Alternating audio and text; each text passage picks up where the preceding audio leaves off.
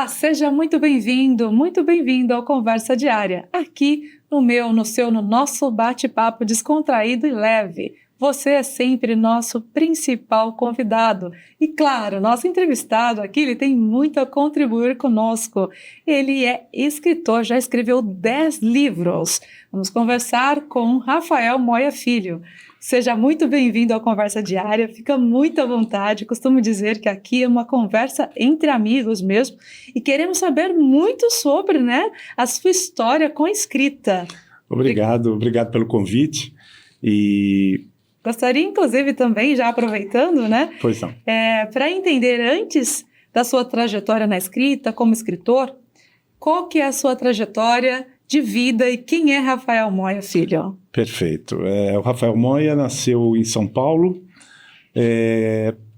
Com 15 anos fui trabalhar na CESP e lá fiquei por 38 anos trabalhando na empresa, embora trabalhei em algumas empresas do ramo que eram, mas sempre como cespiano, né? E ao longo desse período eu casei e em 91 eu tinha casado antes, rememorando, em 82 eu casei, mas depois me separei, me divorciei, a ex-esposa faleceu e casei novamente em 1991, 34 anos atrás. E vim morar em Bauru por conta das privatizações. Eu não podia trabalhar na empresa privatizada. E a CESP estava sendo toda fatiada e vendida. E aí eu vim trabalhar aqui em Bauru. Um pedaço dela foi privatizado, mesmo assim, aí eu fui para a área de transmissão e fiquei lá até 2006, quando também a empresa CETEP foi vendida. Aí eu trabalhei um pouco no fórum, depois fui trabalhar lá em Bariri, na hidrovia Tietê-Paraná. E até 2011. E em 2011, já com 2 filhos, eu tenho 3 filhos no total, o mais velho mora em Sorocaba e os 2 que estão aqui em Bauru, E a partir da aposentadoria, então, surgiu o Rafael, vamos dizer, escritor, Porque eu pude ter tempo para isso. Lógico que entre ao final do trabalho na empresa, a aposentadoria e começar a escrever, eu fiz outras coisas também, Eu fui analista político, trabalhei em 2 rádios, trabalhei na TVC, apresentando um programa junto com um outro rapaz que era dono da emissora, o Perrenot, e em seguida aí eu comecei a enveredar e a escrever os livros que eu queria escrever, mas que não tinha tempo hábil para poder fazê-lo, Em relação aos livros, qual que é o viés? É um viés político, mais literário, mais cultural? Qual que é o segmento que você tem, assim, essa afinidade? Tá, dos 9 livros, dos 10, Porque o 10º já está praticamente pronto. Esse fresquinho nós vamos deixar aí para depois, para comentar. Bom. Eu comecei, o primeiro livro foi uma coletânea de poesias, o segundo foi um livro sobre contos, envolvendo humor no trabalho. A partir do terceiro livro, lançado na Bienal Internacional do Livro, em São Paulo, chamado Sarney a Temer, a partir desse livro eu enveredei para a questão política, social e a história do Brasil. Então, esses livros do terceiro até o último, eles são voltados para as questões sociais, questão da história do Brasil, questão política, Excelente. Inclusive, eu trouxe a relação deles aqui, que é muito interessante, por sinal, chama a atenção o título. Gostaria que você comentasse, vamos conversando a respeito sobre esses 9 que já foram lançados. Perfeito. Começando, então, o que foi lançado em 2024, Sim. Uma sociedade doente. Do que se trata e qual é a mensagem que você quis transmitir para os leitores? Esse livro procura levar para uma reflexão as coisas que nós estamos vivenciando, não é de hoje, dentro da nossa sociedade. E são coisas que não necessariamente dependem de governo, de política, não. estão no seio da sociedade, né? Então tem a violência contra a mulher, que é inaceitável e que está cada dia pior, a violência contra a criança, os índios, né? A população indígena, a violência contra os idosos, né? O racismo, a xenofobia, enfim, são muitas coisas que eu procuro retratar no livro e que são sinônimos de doença. É uma sociedade que está doente e não percebeu e está muito, muito, muito doente. Está grave a situação, porque você não vê isso estancar, né? Por sua parte, os governantes não dão a atenção que deveriam, o Congresso Nacional não dá a atenção que deveria, alterando leis, alterando penas, alterando a forma de tentar resolver esses problemas ou pelo menos minimizá-los, né? Então, isso começou e me incomoda muito, e é por isso que eu lancei o livro falando sobre tudo isso, né? Sobre todos esses assuntos. É uma forma de você conscientizar, talvez, e até mesmo provocar a sociedade em relação a esses temas? Perfeito. Eu fico indignado com isso, ao mesmo tempo eu procuro levar esses assuntos para que as pessoas tenham possibilidade de fazer uma reflexão sobre tudo isso que está acontecendo e quais são as formas da gente sair dessa situação, né? E são temas muito importantes, como você bem posicionou, porque faz parte realmente da nossa sociedade. Parece que as pessoas não percebem, muitas vezes, quando elas estão na situação, e, inclusive aqueles que estão de fora, né? Sim. Também é necessário realmente ter uma atitude. Foi quando você tomou a decisão de escrever esse livro no ano passado? Foi isso mesmo. Perfeito. Vamos falar também, então, referente a um outro que você escreveu no ano passado, que esses loucos, lúdicos e desinformados patriotas. O que seria? Esse livro conta... eu comecei a perceber que as coisas estavam acontecendo de 2018 para cá, culminando com o dia 8 de janeiro de 2023, com a invasão de Brasília, depredação, etc, etc. E eu comecei a perceber que as pessoas que participaram, ou as lideranças, começaram a mudar a narrativa. E aí não só fiquei indignado, como eu percebi o seguinte: eu vou escrever um livro, porque você tem que registrar num livro aquilo que aconteceu na história, e não aquilo que as pessoas querem ou acham que é engraçado contar, mentindo para a sociedade, né? E então eu procurei relatar aquilo que eu vi, aquilo que aconteceu, também através de algumas pesquisas, naquele período. Só que para você escrever sobre aquele momento, ou o dia 8 de janeiro especificamente, é muito pouco. Então eu fui buscar lá atrás, em 2018, por quê? Porque o que levou essas pessoas a saírem do conforto dos seus lares, distante 1.000, 2.000 quilômetros, para ir quebrar um vidro, para ir gritar pedindo ditadura militar? Quer dizer, o que leva essas pessoas, ou o que levou essas pessoas a fazer isso? Então eu fui buscar, e aí eu trago até chegar naquele momento, né, onde houve aquela ruptura, né? Quer dizer, as pessoas saíram ali das portas dos quartéis e que estavam quietinhas ali, foram para Praça dos Três Poderes para arrebentar tudo. Então o livro busca trazer também para uma reflexão, quer dizer, aquilo que aconteceu e por que aconteceu, quem levou essas pessoas a fazer isso, por que elas fizeram isso. E você traz também reflexões pessoais nesse sentido, ou é justamente mais um registro mesmo dos fatos? Não, também são registros pessoais, né? Porque Sarney Temer, por exemplo, eu vivenciei, eu estava em São Paulo quando da campanha da direta já, né?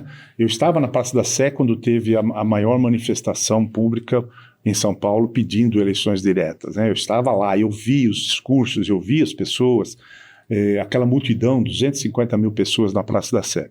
Então, eu fiz parte da história, né?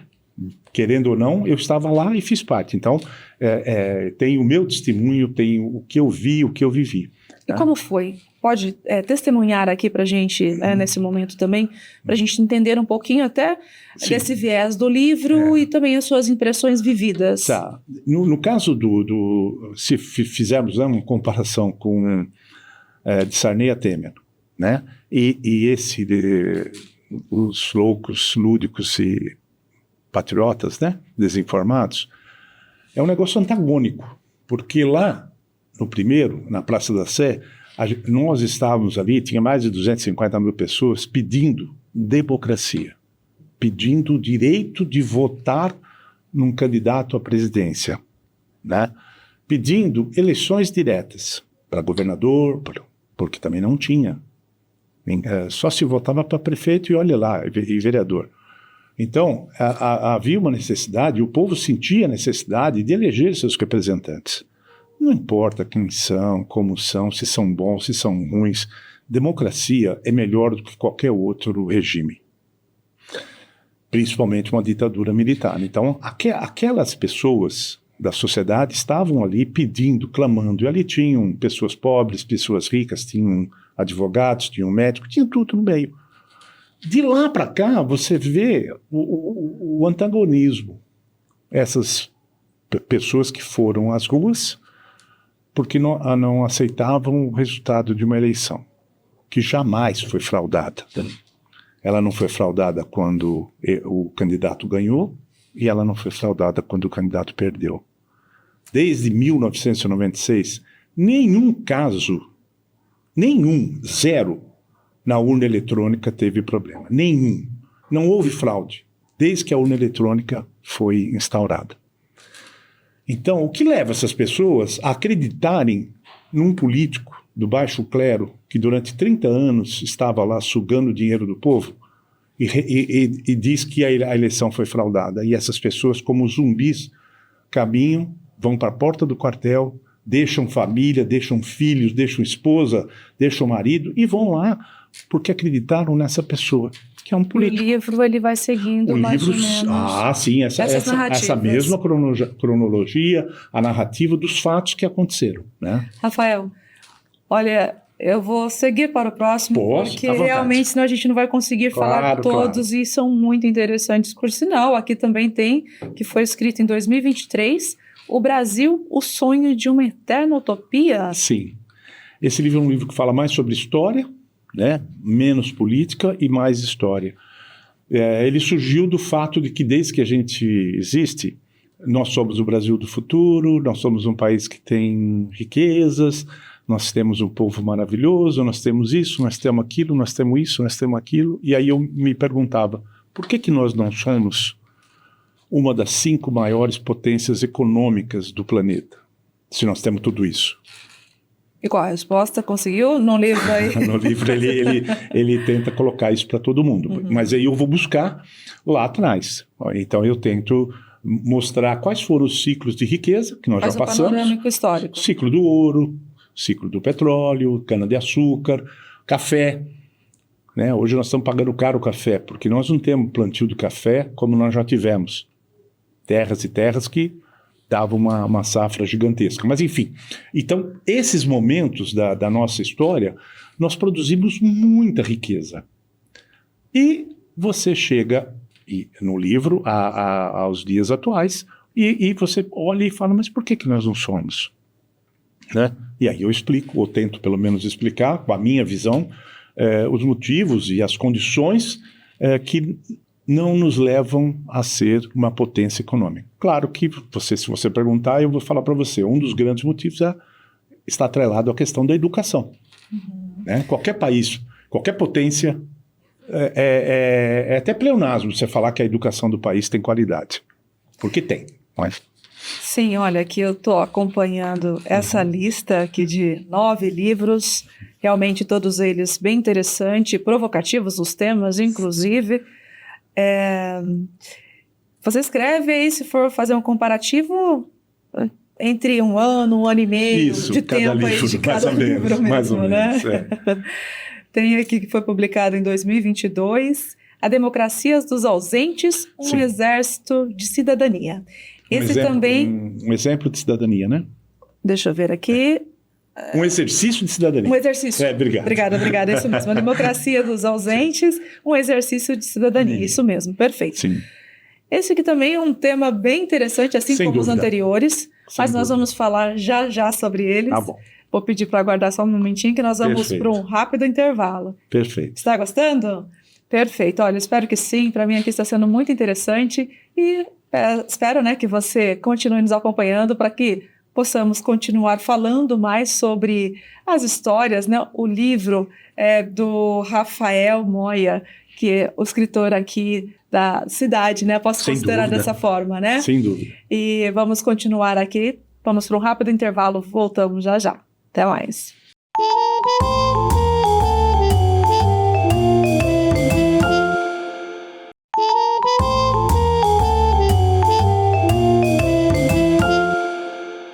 E voltamos com Conversa Diária, conversando com o escritor Rafael Moya Filho, que inclusive faz parte da Academia Bauruense de Letras. Compartilha com a gente esse momento, né? Quando aconteceu, e depois nós vamos continuar falando mais sobre os livros. Perfeito. Eu tomei posse em julho de 2024. Logicamente, o ápice de qualquer escritor é poder fazer parte, é ser convidado, é ser aceito numa academia de letras. E eu tive a honra e o prazer de ser aceito na Academia Bauruense de Letras e faço parte, então, oficialmente, né, desde julho de 2024. São 40 cadeiras, né? E é uma honra indescritível. Excelente. Olha, vamos continuar aqui, né, fazendo jus, então, né, a esse título também, falando sobre os seus livros. Antes de irmos para o segundo, né, para o intervalo, estávamos falando sobre a democracia dos ausentes, um exercício de cidadania. Perfeito. E este livro, o que você quer passar, qual mensagem para os leitores?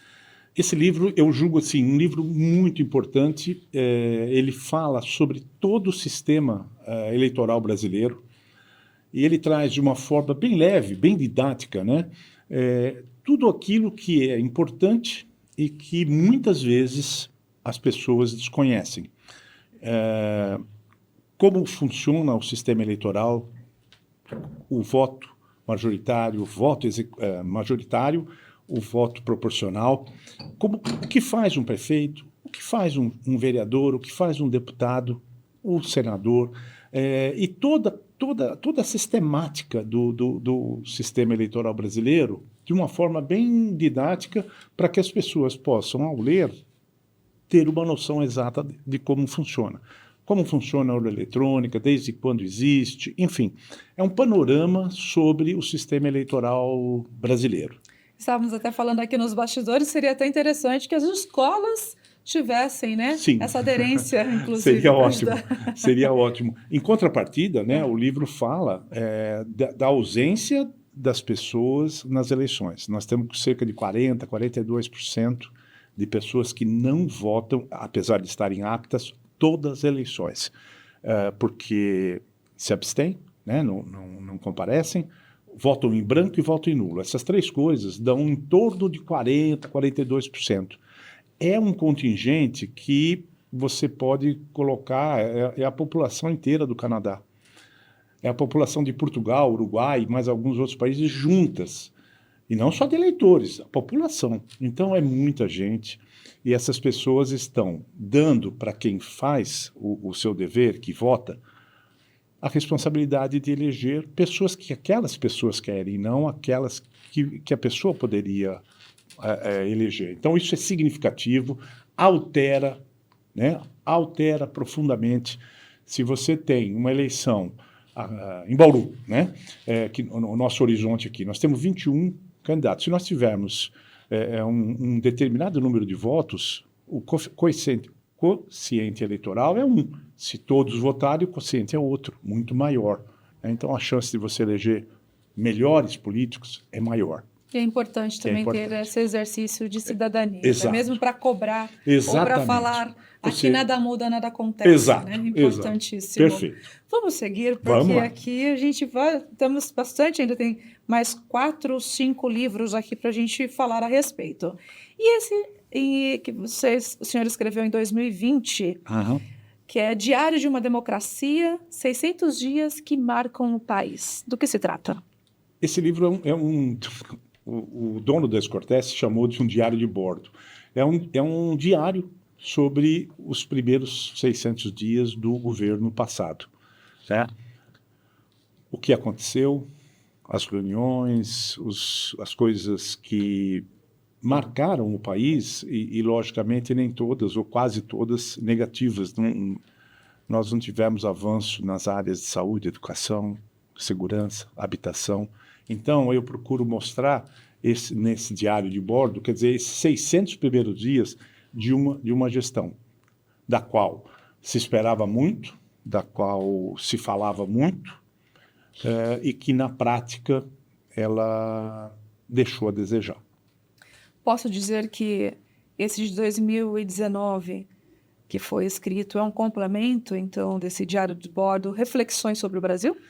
Ou não ele necessariamente? Não, ele é anterior e ele, na verdade, o Reflexões sobre o Brasil são...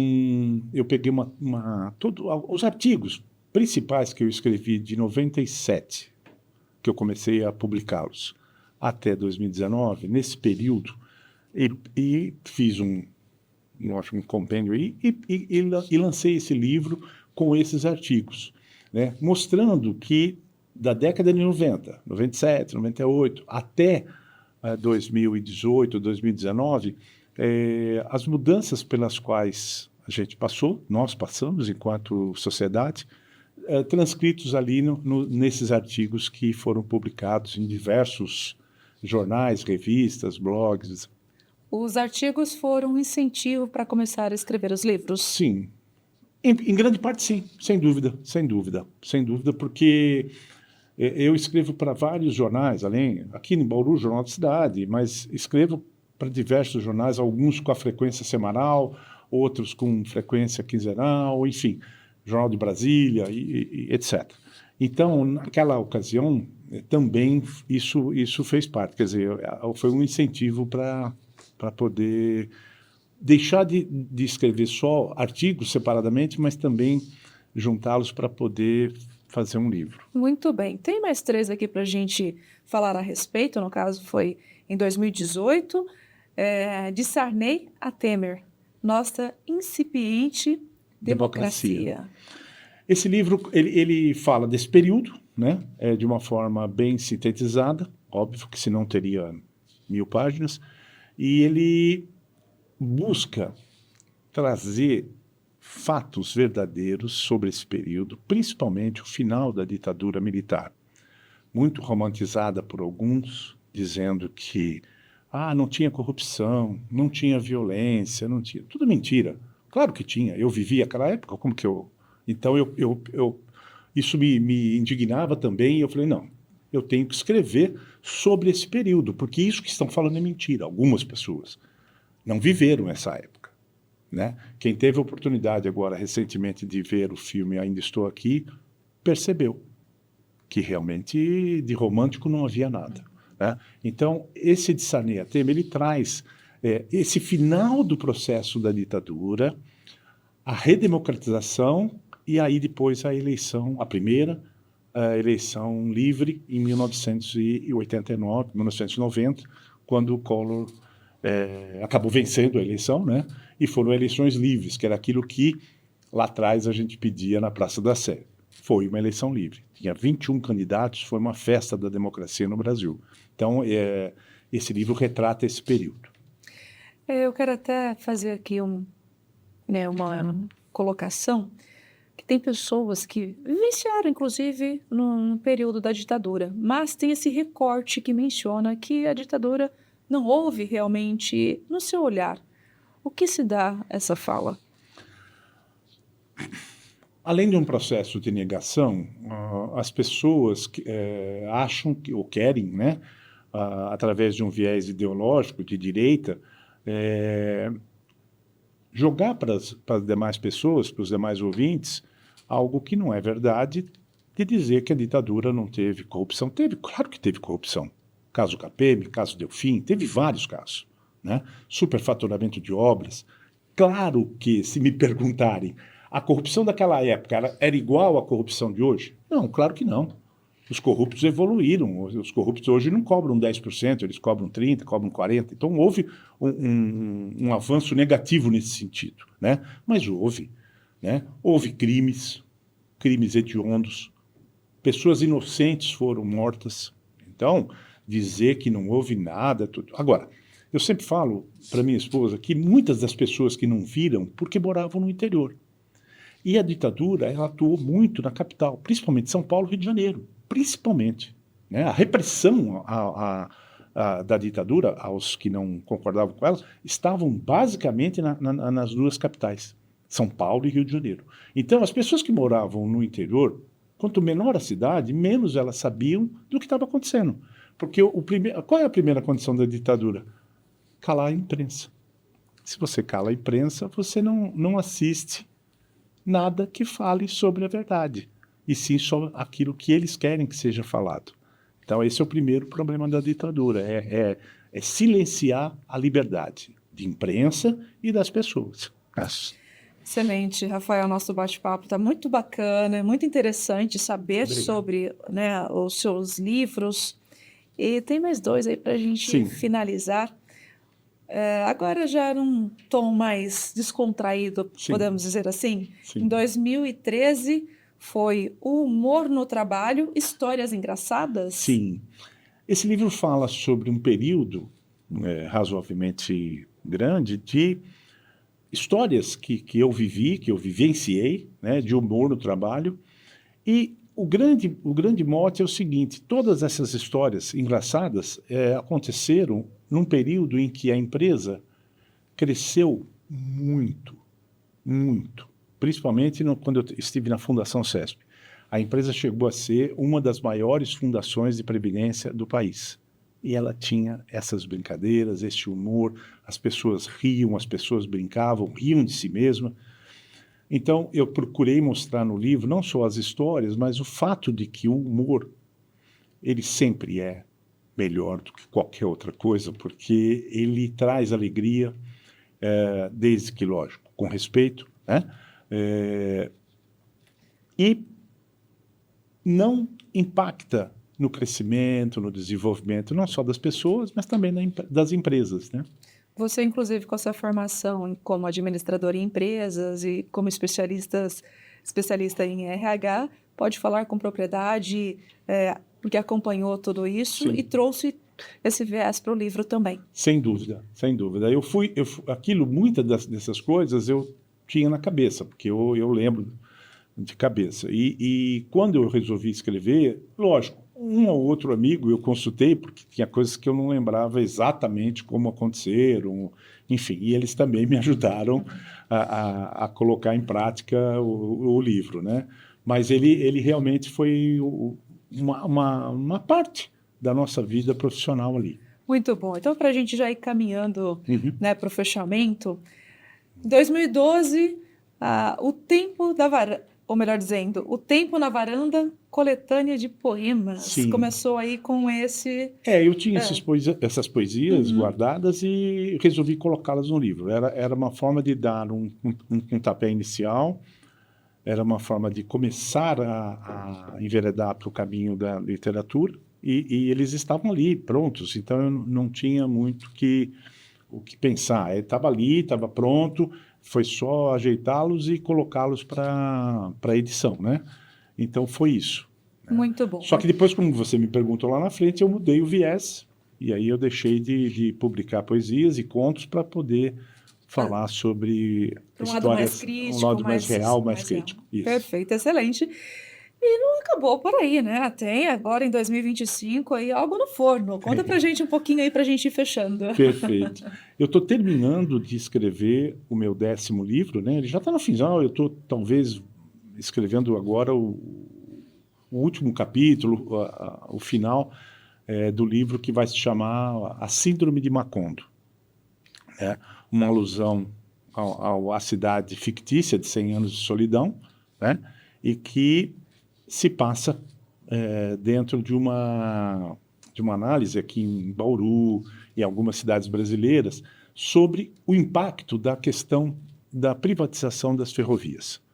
O que esse impacto trouxe? O que a privatização das ferrovias trouxe para Bauru e para muitas cidades no Brasil, e fazendo também, lógico, uma analogia com países do nosso mundo. Inclusive Bauru, né? E nós temos países no mundo hoje que optaram por uma política diferente. A China, o próprio Estados Unidos, que tem sistemas ferroviários, o Japão, ultramodernos. Não é nem moderno mais, é ultramodernos. Então, no livro eu coloco esse parâmetro para que as pessoas saibam que não é só o fato de deixar as linhas abandonadas aqui. Quer dizer, nós deixamos de nos desenvolver, nós deixamos e até de ganhar dinheiro, porque o Brasil poderia, logicamente, com todo esse território que nós temos, carga, passageiros, quer dizer, é um absurdo não ter trem-bala, não ter facilidade de locomoção entre cidades tão grandes como São Paulo, Rio de Janeiro, Belo Horizonte, Campinas, Araçatuba, enfim, né, que nós poderíamos estar interligando. Aproveitando até esse gancho, eu vou pedir para você fazer as considerações finais e deixar também um recado para quem está nos acompanhando. Perfeito.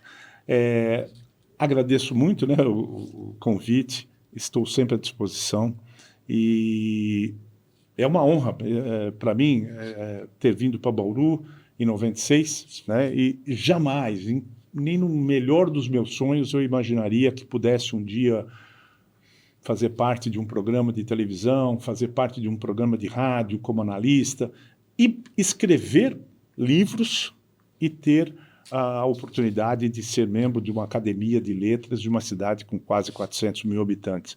Então, é um motivo de muito orgulho para mim, né? E eu espero seguir nessa trajetória, escrevendo e trazendo coisas para que a gente possa fazer reflexão. Rafael, muito obrigada pela sua participação. Desejo sucesso, tudo de melhor para você, viu? Muito obrigado. E você, gostou? Eu, particularmente, gostei e muito de conhecer as histórias por meio, né, aqui, de uma forma mais sucinta, dos livros de Rafael Moya Filho, e espero que você também tenha gostado desse momento. E nós vamos continuar trazendo mais histórias aqui para você, leve, descontraída e cheio de informação. Aqui eu deixo meu forte abraço, tudo de bom para você. Até o nosso próximo encontro. Tchau, tchau!